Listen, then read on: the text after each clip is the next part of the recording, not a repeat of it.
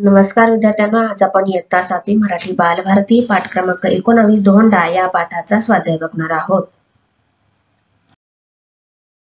प्रश्न पहिला, खालील आकृत्या पूर्ण करा। अ प्रश्न, राजूचे गुणविशेष: अतिशय चालाक, चाणाक्ष, जिज्ञासू, हुशार, चौकस बुद्धीचा।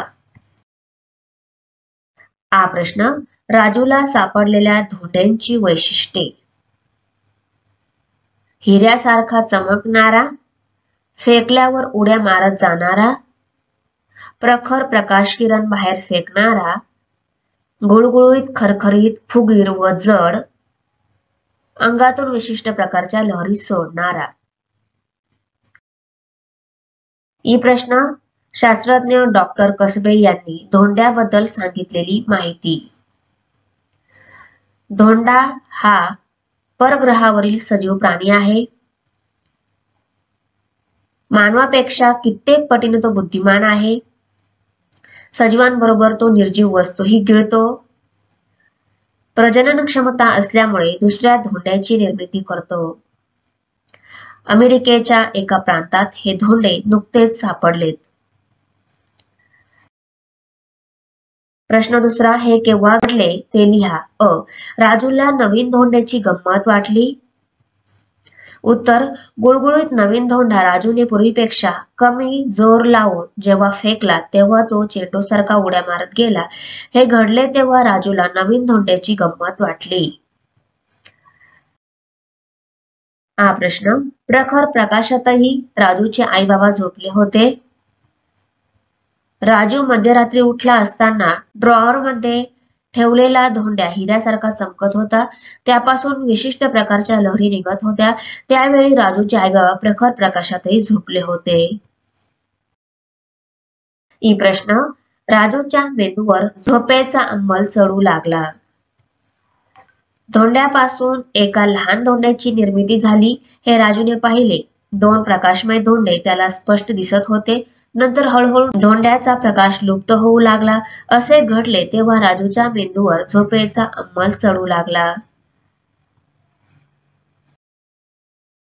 प्रश्न तिसरा, चमकणारा दगड सापडल्यानंतर राजूची झालेली मनस्थिती याबाबतचे वर्णन तुमच्या शब्दांत लिहा।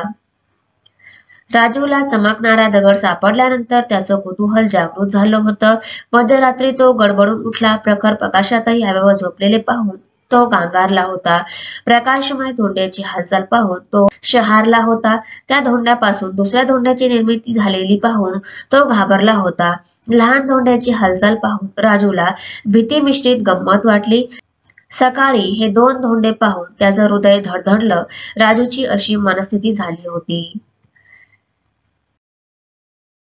प्रश्न क्रमांक 4, राजूला दगड सापडल्यापासून त्याला शास्त्रज्ञ भेटेपर्यंत घडलेल्या गोष्टी क्रमाने लिहा। राजूला रस्त्यात विचित्र धोंडा सापडला। राजूने धोंडा घरी आणून टेबलाच्या ड्रॉवर मध्ये ठेवला। रात्री एका धोंड्यापासून दुसरा धोंडा तयार झाला व दोन्ही धोंडे चमकू लागले। राजू शाळेत गेला। त्याने डॉक्टर घोटे यांचे व्याख्यान ऐकले। राजूला बाबांचा व पाटील सरांचा पाठिंबा मिळाला। राजूने दोन्ही धोंडे शास्त्रज्ञ डॉक्टर अनिल घोटे यांना दिले। प्रश्न 5, चौकसपणा व जिज्ञासू वृत्ती हे गुण तुम्हाला महत्वाचे वाटतात का? का ते सांगा। चौकसपणा व जिज्ञासू वृत्ती हे गुण मानवी आयुष्यात फार महत्वाची भूमिका निभावतात। या गुणांमुळे मानवाच्या प्रगतीस चालना मिळाली आहे। खेळूया शब्दांशी। कंसातील शब्द योग्य ठिकाणी वापरून रिकाम्या जागा पूर्ण करा। लेखकांची टिंबटिंब तुटल्यामुळे त्यांना खूप राग आला। विचार श्रृंखला, शिक्षकांच्या टिंबटिंब कटाक्ष बघून विद्यार्थी एकदम शांत बसले। करडा, वार्षिक परीक्षेचा निकाल जाहीर होताना संजयच्या मनात प्रचंड टिंबटिंब होत होती, घालमेल होत होती। रामरावांची टिंबटिंब बघून त्यांना ताबडतोब दवाखान्यात भरती केले गेले। अस्वस्थता, खेळ खेळूया। खाली दिलेल्या चौकटीत म्हणी लपलेल्या आहेत त्या ओळखा व लिहा। बघा, पहिल्या चौकटीतली म्हण आहे अति शहाणा त्याचा बैल रिकामा। दुसऱ्या चौकटीतली म्हण आहे एक ना धड भाराभर चिंध्या। तिसऱ्या चौकटीतील म्हण आहे ऐकावे जनाचे करावे मनाचे. राजूला ज्याप्रमाणे अनोखा धोंडा सापडला त्याप्रमाणे तुम्हाला कधी वेगळ्या वस्तू सापडल्या का? त्या कोणत्या? राजूला ज्याप्रमाणे अनोखा धोंडा सापडला त्याप्रमाणे मला शाळेतून येताना रस्त्यात पडलेला एक चमकदार अनोखा खडा सापडला होता. मी एका डोळ्याने त्या खड्यातून पाहिले. त्याला असता मला प्रत्येक वस्तू एकापेक्षा जास्त आणि रंगीत दिसू लागल्या. मला त्या खड्याचे खूप नवल वाटले आणि मी तो खडा माझ्याजवळ जपून ठेवला व माझ्या मित्रांना व शाळेतील शिक्षकांना दाखवला.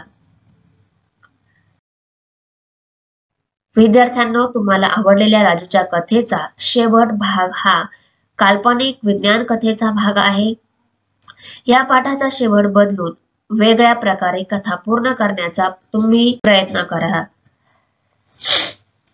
राजूने तो धोंडा पाटील सरांना दिला. पाटील सरांनी तो चमकणारा धोंडा भाभा अणुसंशोधन विभागातील शास्त्रज्ञांकडे सुपूर्द केला. शास्त्रज्ञांनी त्यावर संशोधन करून तो नष्ट केला व माहिती फलक लिहून म्युझियम मध्ये पाठवला.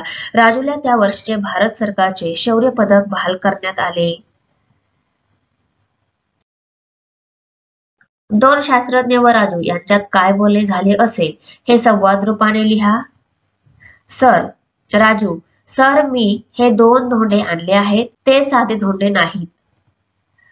डॉक्टर पंडित: दाखव पाहू. अरे, आम्ही ओळखतो यांना. राजू: ओळखता? काय आहेत हे? डॉक्टर कसबे: हे परग्रहावरील सजीव प्राणी आहेत. राजू: काय? हे कशासाठी इथं आलेत? डॉक्टर पंडित: पृथ्वीला गिळंकृत करायला. त्यांची शक्ती फार मोठी आहे. राजू: मग आता तुम्ही काय करणार? डॉक्टर कसबे: यांचा नायनाट करू. डॉक्टर पंडित: आमच्याकडेही अणुशक्ती आहे. दोन्ही धोंड्यांचा नायनाट करावाच लागेल. डॉक्टर कसबे: ते धोंडे आम्ही घेऊन जातो. तू निर्धास्त राहा. खालील चित्रांची नावे लिहा. पहिलं चित्र आहे लसूण, दुसरं आहे हरित, तिसरं आहे गुळ, चौथं आहे पाय, 5वं विहीर आणि 6वं ऊस. तुम्हाला कोणता तरी खेळ खेळायला नक्कीच आवडत असेल. खाली काही मुद्दे दिले आहेत. त्या आधारे तुमचे विचार लिहा. तुमचा आवडता खेळ हा कोणत्या प्रकारचा खेळ आहे? वैयक्तिक व संघिक? हा कोणत्या प्रकारचा क्रीडा प्रकार आहे? हा कोणत्या स्वरूपाचा क्रीडा प्रकार आहे? शारीरिक किंवा बौद्धिक? तर बघा, हा सांघिक खेळ आहे. पुन्हा हा शारीरिक व बौद्धिक खेळ आहे. हा खेळ तुम्हाला का आवडतो? हा मैदानी खेळ असून क्षणाक्षणाला उत्कंठा वाढवणारा हा खेळ आहे. या खेळामध्ये किती खेळाडू असतात? प्रत्येक संघात 11 खेळाडू असतात. या खेळामध्ये कोणते फायदे होतात? व्यायाम होतो, शारीरिक तंदुरुस्ती लाभते, बुद्धीचा कस लागतो. या खेळात विजयी होण्यासाठी काय आवश्यक आहे? चेंडू फेकता व पकडता यायला हवा, बॅटिंग करता यायला हवी. या खेळामध्ये प्रेरणास्थान कोण आहे? सचिन तेंडुलकर. अर्जुन पुरस्कार 1994, Rajiv Gandhi Khel Ratna 1997, Padma Shri 1999, Padma Vibhushan 2008, Bharat Ratna 2013. Thanks for watching video. इयत्ता 7वीच्या मराठी, सेमी आणि इंग्रजी या माध्यमांच्या सर्व विषयांच्या स्वाध्यायाच्या नवनवीन व्हिडिओसाठी चॅनलला सबस्क्राईब नक्की करा. लाईक करा, कमेंट करा आणि वर्गमित्रांना शेअर करा.